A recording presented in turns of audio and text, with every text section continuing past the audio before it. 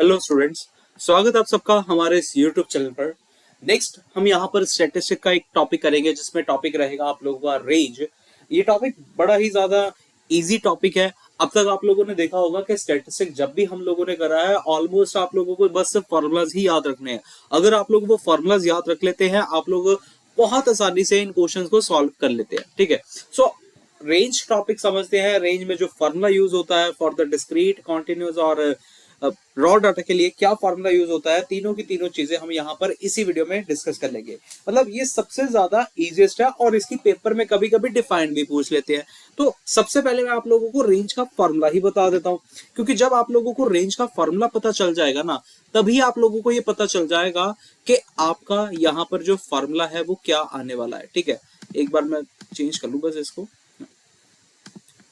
हाँ जी, तो जो रेंज का कंसेप्ट आया ना, रेंज जस्ट एक ना, जैसे आप लोग कहते हो कि भाई हमारी ये कार है, हमारी इतनी रेंज दे रही है। ठीक है, ऐसी चीजें होती है। रेंज मतलब कहाँ तक की आपकी वैल्यू है, कितना उनमें डिफरेंस है, कुछ इस तरीके से हम लोग रेंज को डिफाइन करते हैं। सो इसमें आप लोगों के पास क्या आ जाएगा, so range is equal to the largest value. ठीक है, largest value minus smallest value, बस यही है इसमें डेफिनेशन।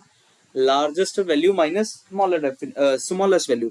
मतलब अगर मैं इसकी डेफिनेशन की बात करूं तो डेफिनेशन कैसे लिखी जाएगी, it is the difference between the largest and smallest value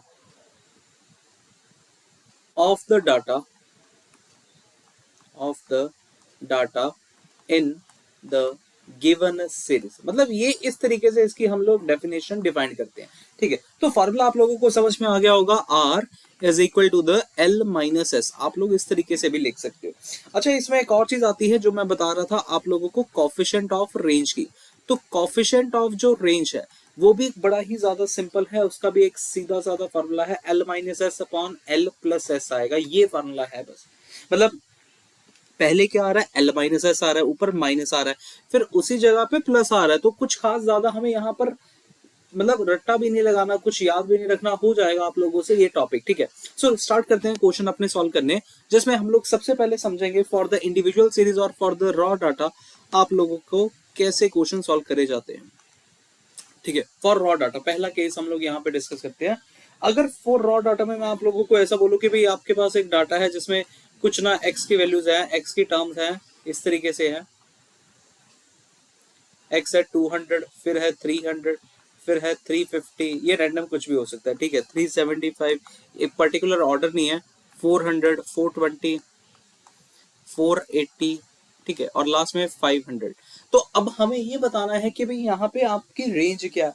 तो रेंज कैसे निकालेंगे आप लोग, अब बस अपने यहाँ पर देखिए, सीरीज में देखिए, सबसे बड़ी वैल्यू क्या है, वो है 500। उसमें से हम सबसे छोटी वाली वैल्यू जो होगी वो माइनस कर देंगे, बस इतना काम रहेगा। तो इस तरीके से अपने पास आंसर जो आ गया 500 minus 200, this is going to give you 300। तो ये रहेगी हमारी रेंज। सबसे इजी, तभी मैं कह रहा हूँ भाई रेंज का बस इतना सा ही फॉर्मूला है। और अगर आप लोगों को कॉफिशिएंट ऑफ रेंज निकालना हो तो कॉफिशिएंट ऑफ रेंज कैसे निकलेगा, कॉफिशिएंट ऑफ रेंज हो जाएगा L minus S upon L plus S. L minus S फिर से एक बार लिख लेते हैं भाई, 500 माइनस 200, और यहाँ पे अपॉन में क्या आ जाएगा, 500 प्लस 200, इस तरीके से। तो ये बन गया 300 बाय 700। कटिंग करेंगे आप लोग तो 3/7 ये अपना करेक्ट आंसर आ गया। तो ये रहा आपका कॉफिशिएंट ऑफ रेंज। इसकी वैल्यू आप लोग डेसिमल में भी लिख सकते हैं, डिवाइड कर लेंगे आप। अगर आप 3/7 को, तो आप लोगों के पास मिल जाएगा 42 पॉइंट समथिंग मिल जाएगा। ठीक है, तो 42 पॉइंट्स करके देख लेते हैं एक बार क्या आता है। वैसे चलो हो रहा है सही, तो कोई बात नहीं।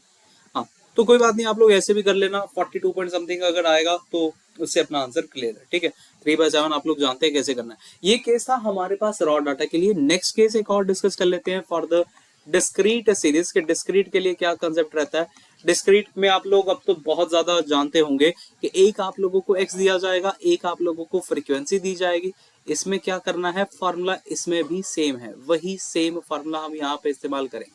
बस एक जो नई जो चीज है वो मैं आप लोगों को बता देता हूँ। जैसे रैंडमली मैं यहाँ पे वैल्यूज लिख रहा हूँ, 150 और 8, 150 और 8, यहाँ पे लिख लेते हैं 130/2, आगे लिख लेते हैं 210 और 4, फिर लिख लेते हैं 230/1 और लिख लेते हैं 150 और 6, नेक्स्ट लिख लेते हैं 320 और 2, लास्ट एक और लिख लेते हैं 420 और 5। ठीक है, इस तरीके से। तो आपने इसमें भी यही देखने की कोशिश करनी है कि आपके पास जो स्मॉलेस्ट वाली वैल्यू है ना और लार्जेस्ट वाली जो वैल्यू है वो क्या है। ठीक है, डिस्क्रीट सीरीज में भी कंसेप्ट वही रहेगा, बट आप किस में देखनी है। बच्चे को डाउट लगता है कि भाई वो फ्रीक्वेंसी से देखे कि एक्स से देखे या दोनों से, क्या कोई फॉर्मूला ऐसा अलग है? नहीं, देखो इसमें भी रेंज का जो फॉर्मूला है वो बिल्कुल सेम है। अगर आप लोगों ने अपनी लार्जेस्ट वैल्यू और लोवेस्ट वैल्यू देखनी है तो वो आप लोगों ने इस एक्स के अंदर से ही देखनी है। अगर आप लोग इस x के अंदर से देखेंगे, देखना आप लोगों को क्या मिल जाएगा। सबसे बड़ी वाली जो वैल्यू है, जो लार्जेस्ट वैल्यू है वो है 420 और जो स्मॉलेस्ट वैल्यू है वो है 130। कभी कभी एग्जामिनर जानबूझ के रैंडमली कहीं पे भी वो छोटी वैल्यू या लार्जेस्ट वैल्यू डाल देता है, तो इसको ध्यान से रखना। तो रेंज क्या आ जाएगी, L माइनस एस लगाएंगे अगर तो 420 माइनस 130। अब अगर आप लोग 420 माइनस 130 इतना कैलकुलेटर के ऊपर भी कर लें तो आप लोगों को आंसर पता चल जाएगा कि अपना आंसर क्या आने वाला है। ठीक है, तो उम्मीद है आप लोगों को ये समझ में आ रहे होंगे कैसे हम लोग ये सम्स करते हैं। इसके बाद अगर वो भी मैं लिख दूं आप लोगों के लिए, coefficient of range. Coefficient of range का भी जो फॉर्मूला है वो सेम यहाँ पर रहेगा। Coefficient of range is L minus S upon L plus S, formula वही सेम है। तो L माइनस एस क्या था, 420 माइनस 130, यहाँ पे आ जाएगा 420 प्लस 130। कैलकुलेशन कर लेते हैं इसकी भी। तो 420 माइनस 130 अभी मैंने लिखा 290 आ रहा है, और 420 प्लस 130 अगर हम करेंगे तो ये मुझे 550 दे देगा। जीरो के साथ इस जीरो को काट दो, 29/55, ये अपना आंसर करेक्ट। बस यही है सम इसके। तभी मैं कह रहा हूँ ये सबसे ज्यादा इजी टॉपिक है स्टैटिस्टिक का। नेक्स्ट थर्ड टाइप भी यहाँ पर डिस्कस कर लेते हैं फॉर द कॉन्टिन्यूस सीरीज। ये भी ऐसे ही same continuous series. Continuous series में जैसे आप लोग जानते हैं, एक आप लोगों को क्लास इंटरवल गिवन होगा, एक आप लोगों को फ्रीक्वेंसी गिवन होगी। तो जैसे क्लास इंटरवल में ऐसा दे दूं आपको 10 to 20 कर लेते हैं, 10 to 20, 20 to 30, 30 to 40, 40 to 50, 50 to 60, 60 to 70 और 70 to 80। यहाँ पे रैंडमली कुछ भी नंबर दे देते हैं, 1 2 4 7 1 3 5। ठीक है, इस तरीके से है। अगर ये चीज है, यहाँ पर रेंज में भी आप लोग क्या करेंगे, L माइनस एस ही फॉर्मूला लगाएंगे। जो लार्जेस्ट वैल्यू रहेगी ना वो आप लोग यहाँ पर कॉन्टिन्यूस सीरीज में जो क्लास इंटरवल गिवन है वहां से देखेंगे कि लार्जेस्ट वैल्यू कहां तक की आप लोगों को जा रही है।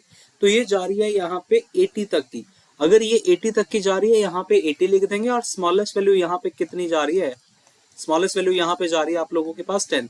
तो अपना आंसर यहाँ से आ जाएगा 80 minus 10, that is equal to the 70। तो ये रहा आप लोगों का रेंज का आंसर। और coefficient of range, coefficient of range के लिए भी सेम काम, कोफिशिएंट ऑफ रेंज तो ये आ जाएगा L minus S upon L plus S. L minus S ये था 80 माइनस 10 और ये आया 80 प्लस 10, 70 अपॉन 90, जीरो और जीरो कट गया, 7/9 यहाँ पे करेक्ट आंसर मिलेगा। तो उम्मीद है आप लोगों को ये तीनों की तीनों सीरीज समझ में आ गई होगी। एक लास्ट में एक और सीरीज बता देता हूँ, लास्ट में जो आप लोगों की इनक्लूसिव सीरीज होती है, इनक्लूसिव सीरीज। ठीक है, इंक्लूसिव सीरीज में क्या रहने वाला है, यहाँ पर आप लोग जानते हैं कि आप लोगों का जो डाटा होता है वो इकट्ठा नहीं होता। जैसे मैं ये कह रहा हूँ कि क्लास इंटरवल जो गिवन होते हैं वो कुछ इस तरीके से गिवन होंगे। क्लास इंटरवल फ्रीक्वेंसी 10 to 19, फिर आ जाएगा 20 to 29, फिर आ जाएगा 30 to 39, फिर 40 to 49, 49 to 50, अरे नहीं 50 to 59, ये इस तरीके से। ठीक है, अगर ये इस तरीके से आ रहा है, यहाँ पे फ्रीक्वेंसी कुछ भी लिख लेते हैं फिर से 13512। ठीक है, फ्रीक्वेंसी का तो कोई रोल ही नहीं है यहाँ पे। अगर आप लोग इंक्लूसिव सीरीज की बात कर रहे हैं, हमें यहाँ पर सिर्फ इतना काम करना है कि हमें पहले सीरीज को कॉन्टिन्यूस बनाना चाहिए। इंक्लूसिव सीरीज को एक्सक्लूसिव में कन्वर्ट करेंगे। तो अगर आप लोग इसको कन्वर्ट करेंगे, कन्वर्ट किस तरीके से हो जाएगा आप लोग जानते हैं कि हम लोअर लिमिट में माइनस करते हैं हाफ और अपर लिमिट में ऐड करते हैं।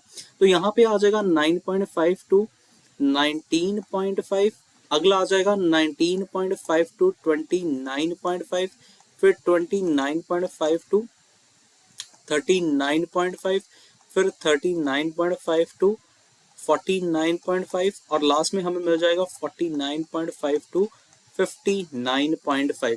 ये जो फ्रीक्वेंसी रहेगी ये फिर से वैसे ही आएगी। इसमें आप लोग देख लीजिए लार्जेस्ट वैल्यू क्या आ रही है, इसमें लार्जेस्ट वैल्यू जो आ रही है वो आ रही है 59.5 और जो स्मॉलेस्ट वैल्यू आ रही है वो आ रही है 9.5।